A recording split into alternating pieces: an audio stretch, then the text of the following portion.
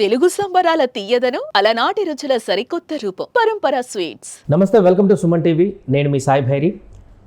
ఆంధ్రప్రదేశ్ రాజధాని అమరావతిలో తాజాగా భూసేకరణకు సంబంధించి సెన్సేషనల్ న్యూస్ బయటికి రావడం జరిగింది. ఇప్పుడున్నటువంటి భూసేకరణకు మించి 2 రెట్ల భూసేకరణ మళ్ళీ జరగబోతుందనేటువంటి చర్చ ఇప్పుడు ప్రధానంగా వినిపిస్తుంది. దీనికి సంబంధించి మనం మాట్లాడదాం. మనతో పాటు Suman TV news chief editor Keshav గారు ఉన్నారు. సార్ నమస్తే. నమస్తే. సో ఇప్పటికే అమరావతిలో చాలా భూసేకరణ చేశారు, రైతుల భూములు ఇవ్వడం జరిగింది, అంత అయిపోయింది, రాజధాని నిర్మాణం అయిపోతుందన్న క్రమంలో మరలా ఇప్పుడు ఎంత భూసేకరణ చేశారో అంతకు మించిన భూమి ఇప్పుడు సేకరించబోతుంది ప్రభుత్వం అనేటువంటి ఒక వార్త ఎంతవరకు నిజమంటారు? ఎందుకు సేకరించాల్సిన పరిస్థితి? అంటే అమరావతి 2వ దశ భూ సమీకరణ ఇప్పుడు జరుగుతున్న చర్చ. నాకున్న సమాచారం ప్రకారం అమరావతిలో ఇంకొక దశ భూ సమీకరణ కూడా జరుగుతుంది. 3 దశల భూ సమీకరణ జరిగేటువంటి అవకాశం ఉంది. సో ఇప్పుడు ఉన్న లెక్క ఒకసారి మనం చూద్దాం. 33,000 ఎకరాల భూములు 29 గ్రామాల ప్రజలు ఇచ్చారు. ఇవి కాకుండా 20,000 ఎకరాల భూములు ప్రభుత్వ భూములు ఉన్నాయి. సో అంటే మొత్తం కలిపి 53,000 ఎకరాల నుంచి 54,000 ఎకరాలు ప్రస్తుతం అమరావతి ఏదైతే డిజైన్ చేశారో ఆ ప్రాంతంలో ఉన్నటువంటి అవైలబిలిటీ ఆఫ్ ల్యాండ్. ఇప్పుడు వస్తున్నటువంటి సమాచారం ఏంటంటే ఇంకొక 44,000 ఎకరాల భూముల్ని సమీకరించే అవకాశం ఉంది. సో 44,000 ఎకరాలు మళ్ళీ 54,000 ఎకరాలకి కలుపుకొని చూస్తే ఆల్మోస్ట్ 98,000 ఎకరాలు అవుతుంది అక్కడ మీకు. అంటే 1,00,000 ఎకరాల అమరావతి రెడీ అయ్యేటువంటి అవకాశం ఉంది. 3వ దశ అని నేను ఎందుకు అన్నానంటే రాజధాని ఎప్పుడు కూడా ఒక పక్కనే ఉంటుంది అనుకోవడం అదొక భ్రమ, అపోహ. ఇప్పటి వరకు జరుగుతున్నటువంటి చర్చ అంతా కూడా కృష్ణానదికి ఆవలి ఒడ్డున విజయవాడకి యువతల పక్కన ఎక్కడ కూడా భూ సమీకరణలు కానీ సేకరణలు కానీ జరగలేదు. అంటే కృష్ణానదికి అవతల వైపు 1,00,000 ఎకరాల భూములతో ఒక రాజధాని నిర్మాణం జరగవచ్చు అనుకుందాం. 3వ దశ ఎందుకు ఉంటుంది అంటున్నానంటే కృష్ణానదికి యువతల వైపున అంటే విజయవాడ వైపున జగ్గయ్యపేట దగ్గర నుంచి మొదలుకొని విజయవాడ నగరం వరకు ఉన్నటువంటి భూములన్నిటిలో కూడా ఇంకొక దశ భూ సమీకరణ జరిగే అవకాశం ఉంది. అంటే కృష్ణానదికి 2 వైపులా రాజధాని నగరం వచ్చేటువంటి అవకాశం ఉంది. అంటే ట్రై సిటీస్గా మారేటువంటి అవకాశం. ట్రై కాదు, టెట్రా సిటీస్. ఇప్పుడు హైదరాబాద్కి మిగతా నగరాలకి తేడా అంటే అక్కడ ఆంధ్రాలో ఉండేటువంటి నగరాలకి తేడా ఏంటంటే హైదరాబాదు ఒక మహానగరంగా అభివృద్ధి చెందింది. తర్వాత ఇది ఒక మేజర్ సిటీ అనేటువంటి విజన్ కనబడింది. కానీ అక్కడ ఉండేటువంటి నగరాలు పట్టణాల సైజు హార్డ్లీ 20 నుంచి 30 కిలోమీటర్ల పరిధి. విజయవాడ మహానగరం, గుంటూరు మహానగరం, రెండింటి మధ్య ఉండే దూరం కేవలం 30 కిలోమీటర్లు. హైదరాబాద్లో కూకట్పల్లి నుంచి ఎల్బీ నగర్ వనస్థలిపురం వరకు ఉండేటువంటి దూరం ఎంత? యావరేజ్గా 26 కిలోమీటర్లు, 25 కిలోమీటర్లు.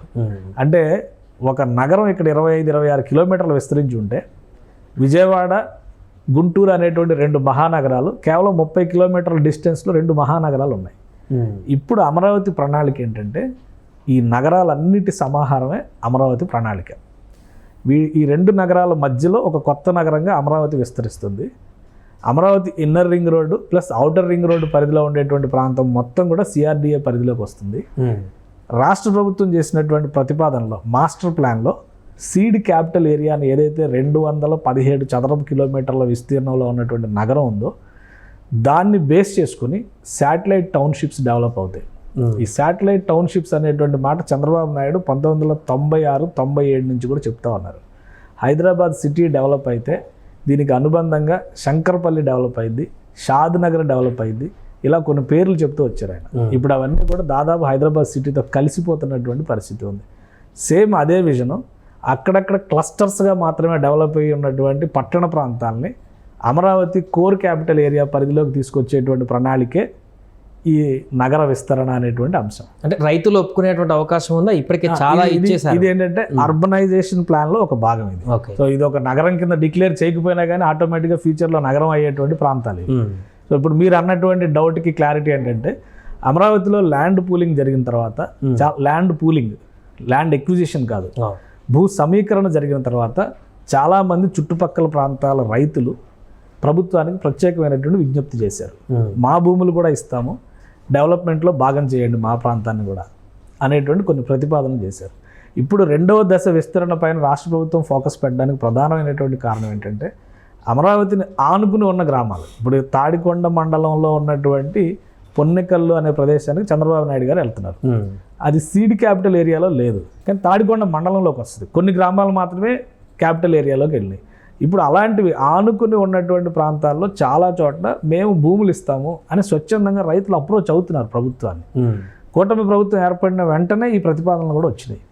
వీటిని పరిశీలించిన తర్వాత భవిష్యత్తులో అమరావతికి ఇప్పుడు ఏవైతే ల్యాండ్స్ వచ్చినప్పుడు 1 ఎకరం భూమి ఇస్తే అందులో దాదాపు 600 నుంచి 700 గజాలు ప్రభుత్వ పరిధిలో ఉంటున్నాయి. 400 గజాలు ఎవరైతే ల్యాండ్ ఓనర్ ఉన్నారో వాళ్ళకి డెవలప్ చేసిన ప్లాట్ రూపంలో రాష్ట్ర ప్రభుత్వం ఇస్తుంది. ఓకే. ఒక నివాసయోగ్యమైన ప్లాట్ ఉంటుంది, మళ్ళీ ఒక కమర్షియల్ స్పేస్ కూడా అందులో ఇస్తున్నారు. ప్లస్ ఈ క్రమంలో ఈ డెవలప్మెంట్ ప్రాసెస్ జరిగేటువంటి క్రమంలో కౌలు కూడా ఇస్తుంది రాష్ట్ర ప్రభుత్వం. దానివల్ల రైతాంగం అంతా కూడా ఇది హ్యాండ్ ఓవర్ చేస్తే అదే ఇప్పుడు వ్యవసాయానికి ఎవడో గ్యారంటీ ఇవ్వలేదు కదా. ఇప్పుడు ల్యాండ్ లాక్కున్నారు కానీ ప్రతి ఒక్కరు బావురుమని ఏడుస్తే ఏం చెప్తున్నారంటే వ్యవసాయ భూములన్నీ తినేస్తున్నారు, మింగేస్తున్నారు, బకాసులు వస్తున్నారు, ఇట్లాంటివన్నీ చెప్తున్నారు. అదే ఎకరం పొలంలో వ్యవసాయం చేసిన రైతు నష్టపోతే భరోసా ఇచ్చేవాడు ఎవడో? ఏ రాష్ట్ర ప్రభుత్వం ఇచ్చింది? ఎవరైనా కానీ కూటమి ప్రభుత్వం అయినా మోడీ గారి ప్రభుత్వం అయినా కొంత మెరుగుదల చూపించి ఉండొచ్చు గత ప్రభుత్వాలతో పోల్చి చూస్తే. ఆ ఆందోళన, ఆ భయం అనేది రైతాంగాన్ని ఇప్పటికీ వెంటాడుతుంది.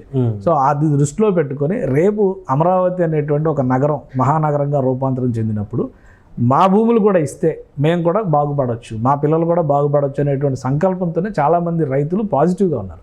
ఇప్పుడు భూ సమీకరణ అనగానే వెంటనే ఒకేసారి వెళ్ళి వీళ్ళు అక్కడ నుంచి కనుచూపు మేరలో కనపడ్డదంతా మాదే ఆక్యుపై చేయడానికి అవకాశం లేదు. గ్రామ సభలు పెట్టాలి, గ్రామాల అభిప్రాయాలు తీసుకోవాలి, మెజారిటీ ఎంతమంది ఇవ్వడానికి సిద్ధంగా ఉన్నారు, అవైలబుల్ ఉన్నటువంటి ల్యాండ్ ఏంటి, వీటన్నిటిని ఒక ప్రాసెస్లో ముందుకు తీసుకెళ్లేసరికి 6 నెలల నుంచి సంవత్సర కాలం పట్టేటువంటి అవకాశం ఉంది. కానీ ఇప్పుడు దీన్ని అడ్వాంటేజ్గా తీసుకొని కొన్ని సోషల్ మీడియాలో 44,000 ఎకరాలని మరలా కూటమి ప్రభుత్వం తీసుకోవడానికి ముందుకు వస్తుందంటూ ప్రశ్నించడం కానీ కొన్ని ఆపోనెంట్ కామెంట్స్ కూడా చేస్తున్నారు. అలాంటి వాళ్ళకి ఇది ఒక అడ్వాంటేజ్గా మారుతుంది. ఖచ్చితంగా మారుతుంది. ఇప్పుడు హైదరాబాద్ నగరం 600 చదరపు కిలోమీటర్ల విస్తీర్ణంలో హైదరాబాద్ నగరం అభివృద్ధి చెందింది. రేవంత్ రెడ్డి గారు 30,000 ఎకరాలతో ఫ్యూచర్ సిటీ కడతాను అంటున్నారు. మీకు ఎందుకు అవసరం లేదు కదా, మీరు కట్టమాకండి అని చెప్దామా? డెవలప్మెంట్ ఎలా వస్తుంది? మనం ఇంట్లో కూర్చుంటే డెవలప్మెంట్ రాదు కదా. ఒక ఇంత పెద్ద నగరం ఉన్న తర్వాత ఇంకా ఎగ్జాంపుల్ ఒకవేళ బీఆర్ఎస్ వాళ్ళు వ్యతిరేకిస్తున్నారు అందాం అనుకుందాం. కేసీఆర్ గవర్నమెంట్లో ఏం డెసిషన్ తీసుకున్నారు? గచ్చిబౌలిలో స్పోర్ట్స్ కాంప్లెక్స్, అంత పెద్ద స్పోర్ట్స్ సిటీ ఉంటే షామీర్పేటలో ఆయన స్పోర్ట్స్ సిటీ నేను కడతానని చెప్పారు కదా. 100 ఎకరాలు దానికోసం కూడా సర్వేలు జరిగినాయిగా. North real estate, north Hyderabad real estate పెరగడానికి అది బీజం అని కూడా చాలామంది మాట్లాడారు కదా. అంటే అభివృద్ధి అనేది దానికి ఎండింగ్ ప్రాసెస్ ఏమీ లేదు. డెవలప్మెంట్ ప్రాసెస్ను బట్టి రకరకాల రూపాలుగా మారుతూ ఉంటుంది అది. ఇప్పుడు ఉన్నటువంటి విస్తీర్ణంలో హైదరాబాద్ ఇంతే అని మనం అనడానికి లేదు. ఒక 20 ఏళ్ల క్రితం హైటెక్ సిటీ అనేటువంటి నమూనా వచ్చిన తర్వాత హైదరాబాద్ ఇంత పెద్దదైందా అనేటువంటి ఆలోచన మనకు వచ్చింది. రేపు ఫ్యూచర్ అలానే మారేటువంటి అవకాశం ఉంటుంది. ఒక మహానగరం అనేది అక్కడ లేదు కాబట్టి ఇప్పుడు అక్కడ ఆ ప్రణాళిక అమలు అవుతుంది. ఫస్ట్ ఫేజ్కి వాళ్ళు 3 ఏళ్ళు టార్గెట్ పెట్టారు. ఈ భూ సమీకరణ, భూసేకరణ, ఈ చర్చలు, సంప్రదింపులు జరగడం గవర్నమెంట్లో ఏదైనా ప్రొసీజర్ ఉంటుంది. అంతెందుకు చంద్రబాబు నాయుడు గారు అధికారంలో రాగానే 9 నెలల్లో మనం గృహప్రవేశాలు చేయాలని చెప్పన్నారు. ఎందుకు చేయలేకపోయారు?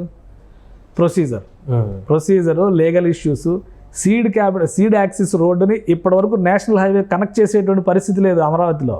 ఎందుకంటే కేసులు వేసి కూర్చున్నారు. దానికి వ్యక్తిగత స్వార్థాలు కావచ్చు, రాజకీయ స్వార్థాలు కావచ్చు, ఇంకా వేరే కారణాలు కూడా కావచ్చు. దాన్ని కనెక్ట్ చేసేటువంటి పరిస్థితి లేదు. అందుకే కదా ఆల్టర్నేటివ్ వెస్ట్ బైపాస్ రోడ్డుని తీసుకొచ్చి అమరావతిలోకి ఇమీడియట్గా దాన్ని ఇనాగ్రేట్ చేయాలి, రేపు ప్రధానమంత్రి గారు వచ్చేటప్పుడే ఓపెన్ చేయాలని చెప్పి అనుకుంటున్నారు.